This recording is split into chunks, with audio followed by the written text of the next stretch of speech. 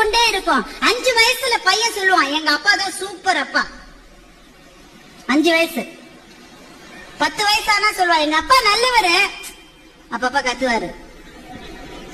15 வயசுல சொல்லுவான், அம்மாவை கூப்பிட்டு, உன் வீட்டுக்காரர்கிட்ட சொல்லிடுமா, அப்பப்ப என் ரூட்ல வராரு, மரியாதையா இருக்க. 20 வயசானா பையன் சொல்லுவான், எப்படிமா இந்த ஆளை போய் நீ கல்யாணம் பண்ணிக்க. அப்படின்னா பையனுக்கு 20 வயசுன்னு அர்த்தம். 30 வயசானா பையன் சொல்றான், சார் நான் எங்க அப்பாவோட பேசுறது இல்லை சார், நான் என்ன செஞ்சாலும் தப்புங்கிறார் சார், அவரோட நான் பேசுறது. அப்படின்னா பையனுக்கு எவ்வளவு வயசு?